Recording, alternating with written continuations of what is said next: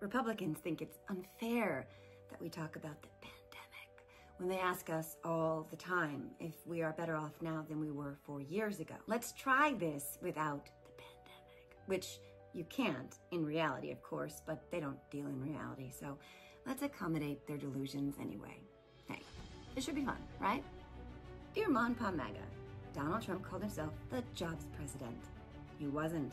He was, however, the only president in the last 80 years to net job losses during his term. In fact, statistically speaking, he was the worst jobs president since Herbert Hoover.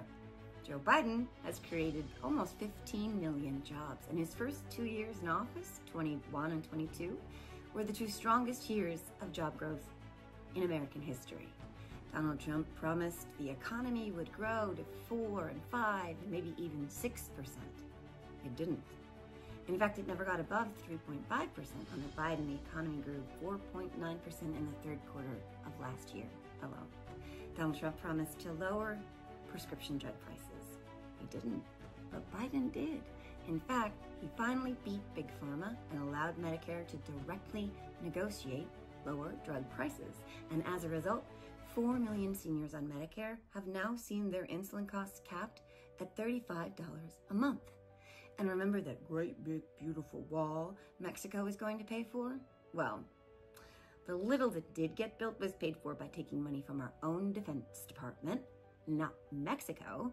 And President Biden actually got Mexico to pay for $1.5 billion for U.S. border security. And none of their former presidents have ever given him the finger, certainly not multiple times. And just as an aside, when Donald Trump claimed to be the law and order president, 91 charges and a mugshot later, it turns out that he meant he would be the recipient of the most law and order. President Biden may have gotten a parking ticket once, maybe, I'm not sure. The infrastructure deal Trump promised in 2 weeks, Biden delivered. The manufacturing jobs he was going to bring back and nearly destroyed forever, Biden returned. The corporations who never trickled down their tax breaks, Biden wants paying their fair share. And the world leaders who laughed at Donald Trump are standing in solidarity with Biden instead. Crime is down, the GDP is up, consumer sentiment is up, jobs are up like crazy, the Dow is breaking records, and inflation is cooling. Trump didn't put America first. He didn't make it great again. He put himself first in a country he was then and is now trying to destroy. He's not a self-made business genius. He's a nepotistic fraud who can't pay his bond money. He's not a family man. He's a philanderer who opines about his daughter's sex life. He's not devout. He's devious. And he's not a patriot. He's a traitor. One who is currently charged with trying to overturn an election he lost by any means necessary, including violence.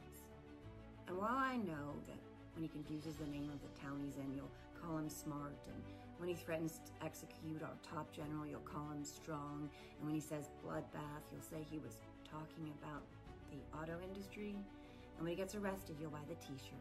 And that nothing I can ever tell you or show you or prove to you will change your mind about him.